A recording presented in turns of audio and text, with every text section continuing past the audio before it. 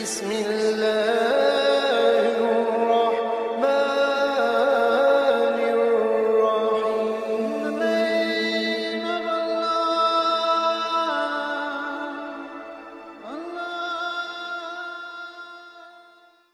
السلام عليكم ورحمة الله وبركاته. إن الحمد لله نحمده سبحانه وتعالى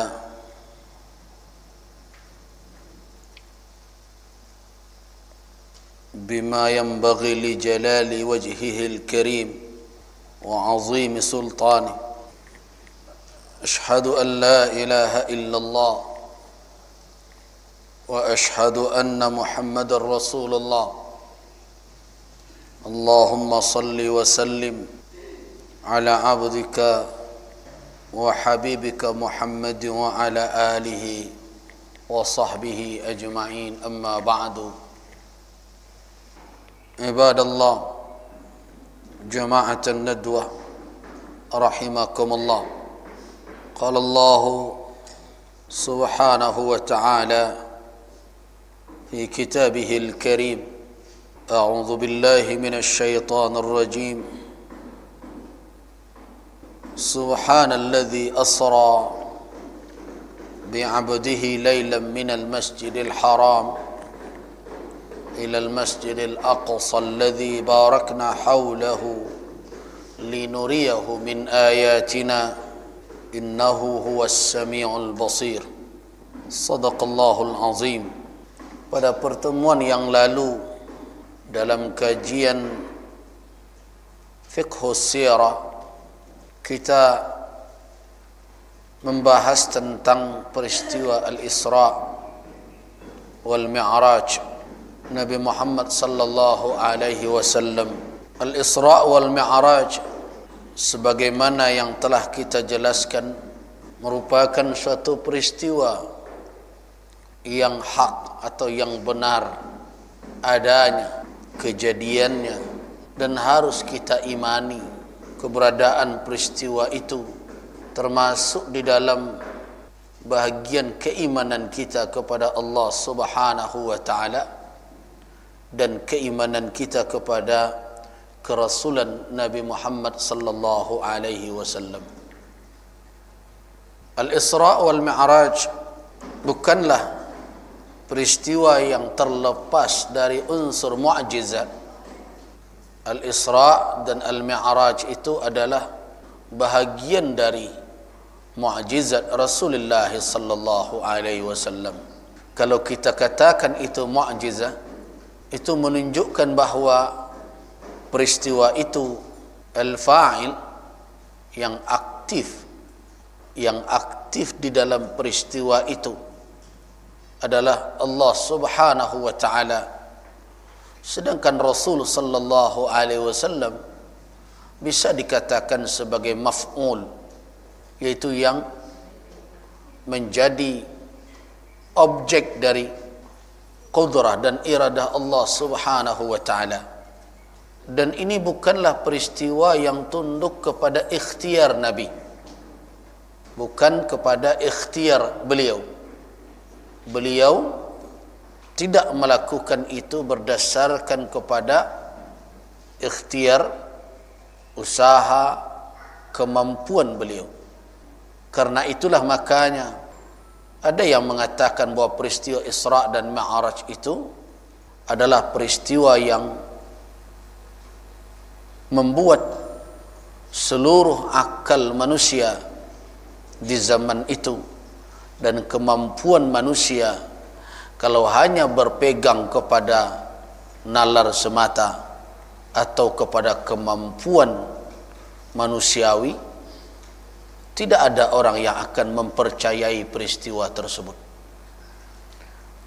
Keberadaan Isra dan Mi'raj baru bisa dipercayai apabila masuk ke dalam diri seseorang unsur keimanan dengan qudrah dan iradah Allah Subhanahu wa taala. Benar pernyataan itu Karena itulah makanya bisa kita katakan bahwa kenapa Allah Subhanahu wa taala mengawali firman-Nya ketika menceritakan Isra dan Mi'raj itu dengan kata Subhana, Maha Suci yang telah alladzi asra bi'abdihi, itu menunjukkan bahawa peristiwa itu di luar batas kemampuan manusia dan tidak ada di dalam ruang ikhtiar manusia, tapi ini betul-betul merupakan dalam iradah dan qudrah Allah Subhanahu wa taala. Sedangkan peristiwa itu terjadi, bahwa terjadinya di malam hari, tidak ada ikhtilaf di kalangan ulama, karena sarih, tegas di dalam Al-Quranul Karim, Allah Subhanahu wa ta'ala mengatakan bahawa peristiwa itu terjadi pada malam hari, lailam minal masjidil haram ilal masjidil aqsa. Karena malam hari, biasanya malam adalah saat orang beristirahat, tidur. Ada dugaan dari sebagian orang bahwa peristiwa itu terjadi di saat Nabi sedang terlelap, tidak dalam keadaan terbangun, tidak dalam keadaan jaga, tetapi beliau berada dalam keadaan tidur, dan dalam keadaan seperti itulah beliau diperjalankan. Pendapat yang seperti ini lemah, tidak berdasar. Satu-satunya rujukan orang yang mengatakan bahwa itu terjadi di malam hari dari sisi naklinya atau dari dalil naklinya hanya satu riwayat, yaitu riwayat dari Syarik bin Abdullah dari Anas, dan riwayat itu tidak benar. Terjadi kekeliruan perawi yang meriwayatkan dari Anas bin Malik radhiyallahu anhu yang mengatakan bahwa peristiwa itu terjadi di saat Nabi sedang dalam keadaan tidur. Kenapa dikatakan salah? Karena sahabat-sahabat Anas ibn Malik yang lain selain Syarik bertentangan riwayat mereka dengan riwayat Syarik ini.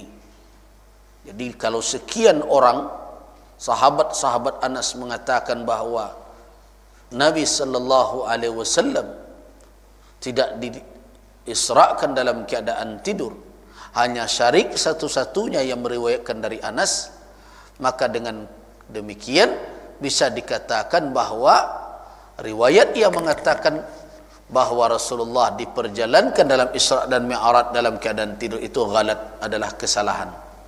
Jadi pendapat yang kuat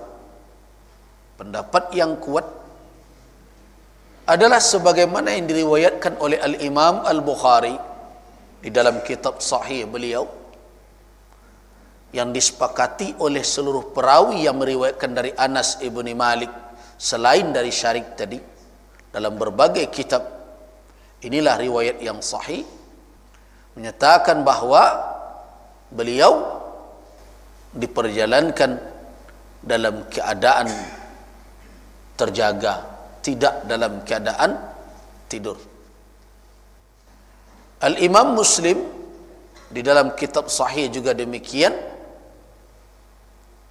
ketika menyebutkan sanad dari Syarik dengan kisahnya telah mengingatkan bahwa Syarik keliru di dalam menyampaikan kisah dari Anas. Karena itu bisa kita katakan secara dalil naqli, riwayat-riwayat yang sampai menunjukkan bahwa peristiwa itu terjadi fil yaqazah, dalam keadaan Nabi terbangun, terjaga, la fil manam, tidak dalam keadaan tertidur. Jadi dari sisi nas, pendapat orang yang mengatakan Isra dan Mi'raj terjadi dalam keadaan tidur lemah, tidak berdasar. Nah, sedangkan dari sisi dalil akli, ada yang mengatakan bahwa tidak memungkinkan sama sekali perjalanan itu dilakukan secara jaga atau terbangun, dengan alasan terbatasnya kondisi fisik Rasul dan akan terhambat untuk melakukan perpindahan yang begitu cepat dan akan berisiko dan berbagai macam. Tetapi semua alasan-alasan itu, apalagi ada alasan-alasan yang tidak bisa kita anggap sebagai alasan sebenarnya, tapi dikemukakan juga. Kalau naik ke langit pakai pakaian apa, kemudian pakai oksigen apa, berbagai macam. Semua itu tak lebih karena apa? Alasan seperti itu mengemuka karena orang-orang tersebut memandang peristiwa itu dengan analisis atau pisau bedah materialisme, menyingkirkan apa? Menyingkirkan unsur-unsur mukjizat. Nah, ini yang berbahaya hari ini. Banyak orang yang tidak menerima adanya faktor mukjizat. Orang-orang sekuler, orang-orang yang berfikir berdasarkan prinsip-prinsip materialisme menolak yang disebut dengan mukjizat. Dan berhati-hati, ujung-ujungnya nanti adalah menolak an-nubuwah, kenabian dan kerasulan sama sekali. Nah, mereka mencoba menafsirkan Al-Quran hanya dalam hubungan sebab dan akibat. Seperti ketika mereka membaca Alam tara kaifa fa'ala rabbuka bi ashabil fil alam yaj'al kaidahum fi tadlil wa arsala alaihim tayran ababil tarmihim bihijaratin min sijil faja'alahum ka'asfim ma'kul. Mereka mengatakan itu tidak ada batu dari neraka, dari sijil, tidak ada burung yang datang. Semuanya adalah kiasan yang menunjukkan apa? Allah Subhanahu wa ta'ala menurut mereka mendatangkan wabah menular kepada tentara Abraha sehingga mereka terkena oleh cacar yang tubuh mereka bagaikan daun yang melepuh jadinya. Nah, orang-orang yang menganggap diri mereka kalangan rasional kadang cenderung menerima pendapat yang seperti ini dengan alasan ini ilmiah, ini bisa masuk akal. Tapi kalau burung membawa batu kemudian melempar, terus burung megangnya bagaimana? Batu neraka, ini akal tidak bisa menerima. Ini cerita tidak rasional. Nah, hanya kagum dengan analisis rasionalitas seperti itu, mereka menganggap bahwa benar, inilah mungkin maksud sebenarnya. Mereka tidak sadar bahwa di balik gaya penafsiran itu ada unsur, ada kemauan, ada keinginan terselubung untuk menyingkirkan apa? Unsur mukjizat. Kalau sudah unsur mukjizat disingkirkan, maka sedikit demi sedikit maka akan menyingkirlah aspek-aspek gaib, dan bisa jadi akan terpangkaslah keimanan kepada risalah. Jadi mulanya seperti itu penafsiran, dianggap ini penafsiran secara ilmiah, tapi yang terselubung di dalam itu apa? Menyingkirkan mukjizat. Kalau mukjizat disingkirkan dari dalam keimanan, maka tidak sedikit dari unsur-unsur iman kita itu akan batal. Nanti jangan-jangan Jibril juga tidak diakui nanti, karena tidak ada alasan rasional untuk menerimanya. Berbagai macam. Jadi berhati-hati dengan penafsiran-penafsiran seperti itu, karena lama-lama mereka menggugat pokok-pokok keimanan. Nah, setelah itu mereka akan masuk dalam peristiwa-peristiwa yang dianggap, yang diyakini oleh kaum muslimin sebagai mukjizat. Misalnya Isra dan Mi'raj, itu pun kalau terjadi tidak bisa diterima itu sebagai apa? Sebagai peristiwa yang terjadi dalam kondisi sedang terjaga atau terbangun, yang bisa diterima hanya dalam keadaan tidur seperti mimpi. Kenapa? Tidak ada mukjizat di sini. Fisik tidak mungkin menanggung beban perjalanan dengan kecepatan seperti itu. Kemudian fisik tidak akan bisa menanggung beban keluar dari alam ini dengan kondisi masih utuh, berbagai macam. Nah, logika-logika seperti itu terlihat benar apabila kita mengurung peristiwa Isra dan Mi'raj sebagai ikhtiar Nabi. Kalau hanya sebatas ikhtiar Nabi, kita akan mengatakan tidak mungkin terjadi dalam semalam. Seseorang berjalan dari Masjidil Haram ke Masjidil Aqsa di Elia, kemudian balik di malam itu juga. Mustahil. Nah, pola berfikir itu tanpa sadar diadopsi oleh orang-orang yang sekarang menganggap diri mereka adalah pemikir cendekiawan muslim pula. Padahal itu adalah pemikiran yang diambil dari para orientalis yang mencoba membuat ragu kaum muslimin dengan keyakinan mereka. Padahal cara berfikir seperti itu tidaklah baru, tidaklah modern. Cara berfikir seperti itu sebenarnya adalah produknya Abu Jahal dan kawan-kawan.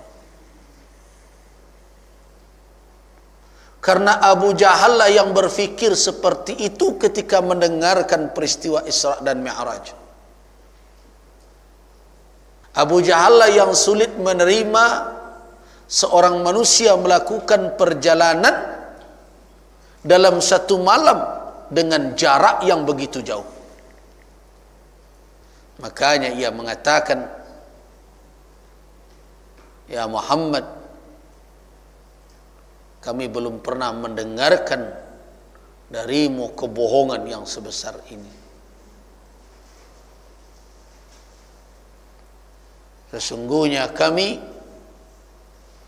menunggangi onta ke Elia itu sebulan pergi dan sebulan kembali, sedangkan engkau mendakwakan engkau berangkat malam ini dan kembali malam ini juga." Nah, menurut logika Abu Jahal, pola fikir Abu Jahal, mustahil itu terjadi. Kenapa? Karena tidak mungkin seorang manusia dengan kemampuannya bisa melakukan itu. Nah, pola fikir seperti itulah yang diadopsi oleh orang modern sekarang ini. Jadi perbedaan hanya pada zaman saja, sedangkan pada pemikiran masih Abu Jahal CS, orang yang seperti ini. Nah, bagi kita kaum muslimin mengimani Isra dan Mi'raj tidak bisa dicukupkan dengan analisa materialisme seperti itu. Tidak bisa hanya menempatkan peristiwa ini dalam qudratul insan, tetapi harus meyakini bahwa peristiwa ini ada di dalam qudrah Allah Subhanahu wa taala. Al-fa'il, yang melakukannya adalah Allah. Allah yang berkehendak. Nah, ketika kita berbicara tentang iradah Allah, tentang qudrah Allah, apakah sebab akibat yang menjadi sunnahnya akan mengikat iradah dan qudrahnya? Tidak. Jadi sunnatullah hanya berlaku untuk makhluk. Sunnatullah tidak mengikat Allah yang menciptakan sunnah itu. Itu yang perlu kita ingat. Sunnatullah hanya berlaku untuk makhluk. Sunnatullah tidak berlaku untuk Allah yang menciptakan sunnah tatanan itu. Dan tidak ada manusia satu pun yang bisa membatalkan sunnatullah. Ingat itu. Tidak ada. Jadi kalau ada orang mengatakan ndak babake alam denyo, api ndak membakar, air ndak membasahi, itu tidak benar. Manusia itu yang punya qudrah itu. Allah Subhanahu wa taala menciptakan api dengan sifatnya, muhrik, membakar. Allah menciptakan air dengan sifatnya, membasahi. Allah menciptakan segala sesuatu dengan ketentuan-ketentuan yang telah Dia tetapkan. Tidak ada seorang pun manusia yang istiqlalan, yang secara berdiri sendiri merdeka tanpa bantuan Allah bisa membatalkan sunnah-sunnah Allah pada ciptaannya itu. Tidak ada. Nah, kalau ada di dalam peristiwa-peristiwa terjadi seperti pada Nabi Ibrahim api tidak membakar, seperti di tangan Nabi Daud besi tidak keras jadinya, seperti pada Nabi Musa alaihissalam tidak menenggelamkan lautan ketika dia melaluinya. Semua itu bukanlah qudrah dari hamba atau makhluk, tetapi Allah Subhanahu wa taala yang berkehendak sunnahnya itu dinonaktifkannya, bukan manusia. Itu yang perlu diingat. Manusia memang ada yang jahat, tapi manusia tidak bisa memudaratkan orang dengan kejahatannya, melainkan kalau diizinkan oleh Allah. Manusia ada yang saleh, ya, tetapi manusia tidak bisa memberikan manfaat kemaslahatan kepada orang lain melainkan dengan izin. Jadi tidak ada satu makhluk pun yang bisa dari dirinya membatalkan ketentuan-ketentuan Allah pada makhluk. Tidak. Jadi jangan sombong. Nah, jadi apabila sesuatu diciptakan oleh Allah dan ada sunnah takdir Allah pada sesuatu itu, ingatlah bahwa ketentuan-ketentuan itu hanya mengikat siapa? Makhluk. Tidak mengikat Khalik. Jadi jarak itu jauh untuk makhluk. Apakah ada jarak bagi hamba, bagi Allah? Tidak. Tidak ada jarak. Jarak itu ada pada, sedangkan bagi Allah tidak ada jarak jauh dan dekat.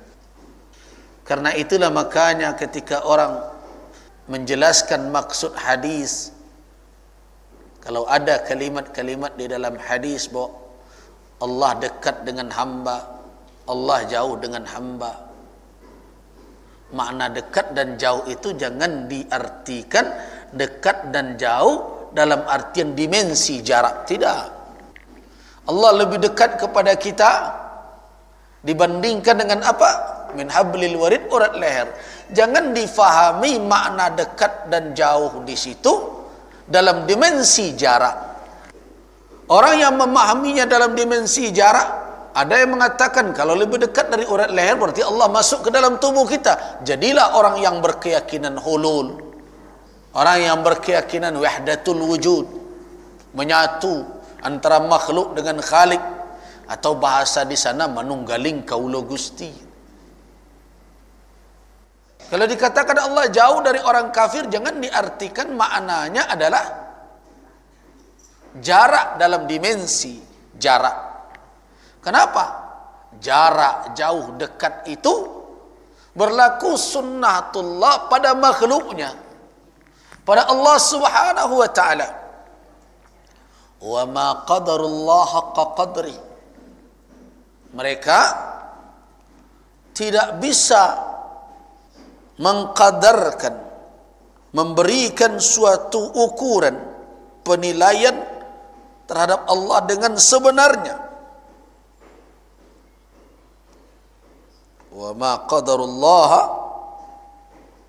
haqqa qadri. Tidak akan ada kemampuan manusia untuk mentakdirkan, memperkirakan Allah subhanahu wa ta'ala dengan sebenarnya. Tidak ada yang mampu. Bagaimana akan mengukur apa ukuran kebesaran Allah? Tidak ada bagi kita.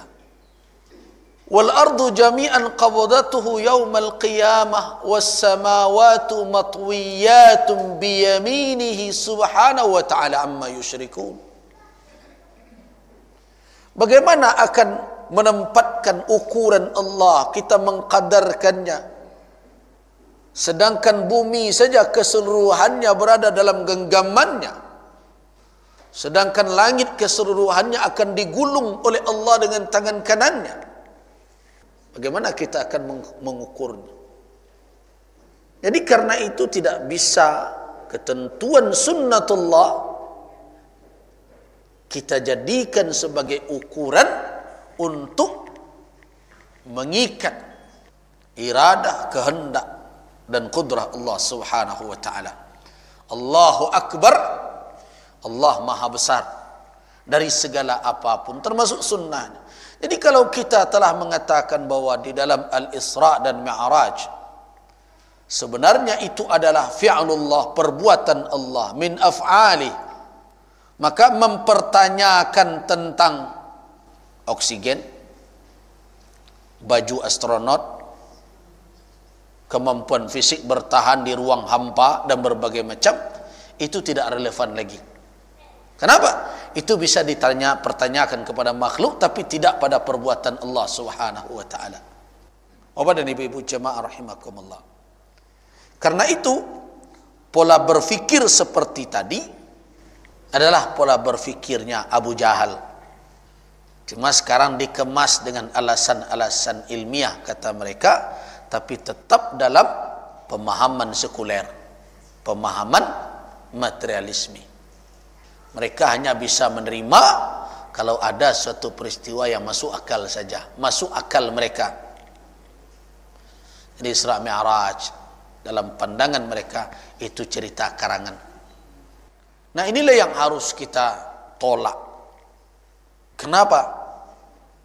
Kalau Allah subhanahu wa ta'ala telah memberitakan asra bi'abdihi laylan, telah mengisrakan hambanya pada suatu malam, maka apa yang bisa kita katakan? Sadaqallahul azim, maha benar Allah. Nah, sekarang kapan terjadi peristiwa itu? Jadi tentang penetapannya sudah, itu harus tidak hanya sebatas ranah nalar, tapi juga harus masuk dalam ruang keimanan. Kapan terjadinya? Para ulama berbeda pendapat pada tahun berapa dan pada bulan apa. Fadhahabal ba'du, sebagian dari ulama, para sejarawan berpendapat annahu ma kana qabla al-hijrati bisanatin, bahwa Isra dan Mi'raj itu terjadi 1 tahun sebelum hijrah. Jadi bisa dikatakan pada tahun ke-12 kenabian.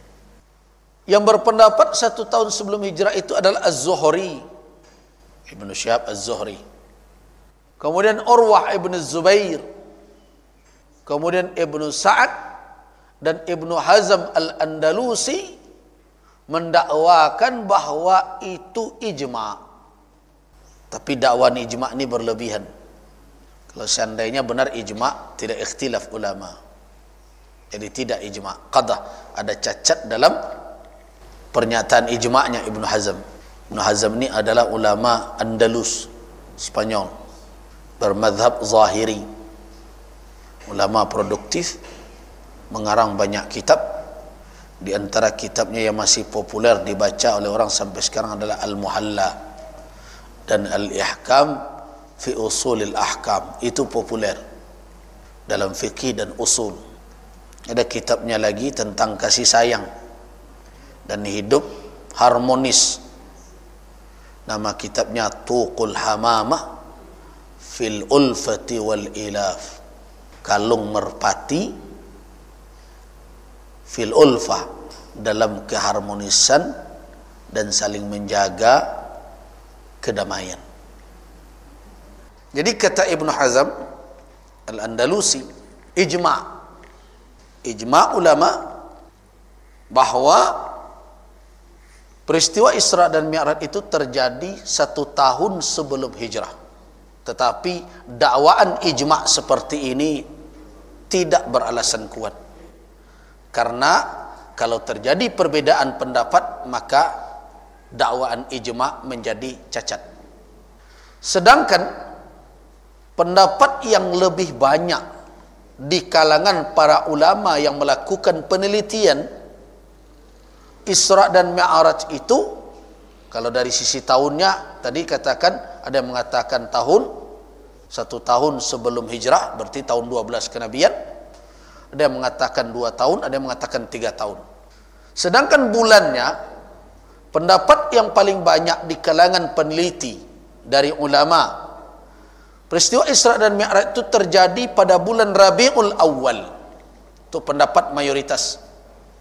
Itu agak berlain dari awak-awak libur Rajab. Nah, ini kan. Ada yang mengatakan di Rabiul Akhir. Dawaqila, dan ada yang mengatakan di bulan Rajab, wa huwal masyhur bainan nas al-yaum. Memang inilah yang populer di antara orang, bulan Rajab.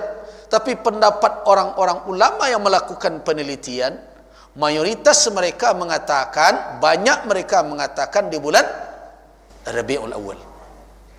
Walaupun yang populer di kalangan orang banyak adalah di bulan Rajab. Nah, pendapat yang kuat, kalau kita merujuk kepada dalil, sebenarnya pada bulan Rabiul Awal, tepatnya malam 12 Rabiul Awal atau 17 Rabiul Awal, inilah yang disebutkan oleh Al-Imam Ibnu Katsir dalam kitab Al-Bidayah wan Nihayah. Ini adalah pandangan sahabat Jabir bin Abdullah dan Ibnu Abbas radhiyallahu anhuma. Apa dalilnya?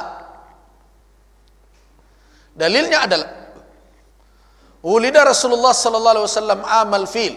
Jadi kedua orang ini, yaitu Jabir dan Ibnu Abbas radhiyallahu anhuma, mengatakan Rasulullah dilahirkan amal fil, di tahun fil, yaumal isnain, hari Senin, As-sani asyara min Rabi'il Awal, 12 hari bulan Rabiul Awal, jadi tanggal 12. Wa fihi bu'isa, dan pada tanggal itu pula beliau diangkat menjadi nabi. Wa fihi urija bihi ila sama, dan pada tanggal itu pula beliau dimi'rajkan ke langit. Wa fihi hajara, dan pada tanggal itu pula lah beliau sampai berhijrah di Madinah. Nah, sedangkan yang mengatakan 27 Rajab, wa qad ikhtarahu al-Hafiz Abdul Ghani bin Surul al-Maqdisi fi siratih, Dan di dalam kitab ini, Sirah Abdul Ghani tadi, beliau sampaikan hadis yang tidak sahih sanadnya, yang disebutkan dalam fadilah bulan Rajab, bahwa Isra terjadi pada tanggal 27 bulan Rajab. Allahu a'lam. Ini tidak sahih sanadnya. Nah, karena itu tidak ada kekhususan yang berlandaskan kepada dalil-dalil yang sahih tentang keutamaan malam 27 itu. Pendapat yang diangkat sampai kepada para sahabat tentang kapan Nabi Isra dan Mi'raj, yang ada riwayat yang sahih dari Ibnu Abbas dan Jabir bin Abdullah adalah tanggal 12 Rabiul Awal. Pada hari itu beliau dilahirkan, pada hari itu beliau diangkat menjadi nabi, dan di tanggal itu pula, pada tanggal 12 Rabiul Awal beliau dilahirkan, pada tanggal 12 Rabiul Awal beliau diangkat menjadi nabi, pada tanggal 12 Rabiul Awal beliau dimi'rajkan ke langit. Kita tahu malam Isra dan Mi'raj itu satu malam. Dan pada tanggal 12 Rabiul Awal pula beliau hijrah. Mana hijrah di sini? Kalau kita rujuk kitab Ar-Rahiq Al-Maktum adalah sampainya beliau berhijrah di Madinah hari Jumat ketika itu. Ala kulli hal. Nah, walau bagaimanapun, apakah penanggalan-penanggalan setelah kita tetapkan tanggal 12 Rabiul Awal itu menjadi alasankah bagi kita untuk membuat kegiatan-kegiatan ibadah tertentu di malam itu? Tidak. Karena Nabi sallallahu alaihi wasallam setelah peristiwa itu hidup lama, mendidik umat, mengarahkan mereka kepada yang terbaik. Di dalam kehidupan mereka tidak pernah Nabi menyuruh orang untuk melakukan ibadah khusus, zikir tertentu di malam-malam yang seperti itu. Nah, kenapa demikian? Karena bagi umat Islam, peristiwa-peristiwa seperti itu bukan persoalan tanggalnya yang penting. Bagi umat Islam, waktu dan hari beribadah, waktu dan hari untuk berpesta telah ditunjukkan oleh Nabi, dan itu cukup bagi kita. Karena itu tidak perlu dilabian pesta dengan ulang tahun dan berbagai macam. Tradisi berulang tahun itu bukan tradisi kita kaum muslimin. Itu adalah tradisi non-muslim. Umur kau bertambah satu hari, tidak sekali setahun loh. Tradisi-tradisi inilah yang dihidupkan oleh umat Islam sejak dari TK. Malah TK Islam pun ikut mengulang-ulang tahunkan anak-anak muridnya. Ketika di TK, di sekolah. Ketika di SD, di sekolah. Ketika di SMP, di rumah makan. Ketika di SMA, restoran. Sekolah perguruan tinggi, di night club. Siapa yang mengajar seperti itu? Kita.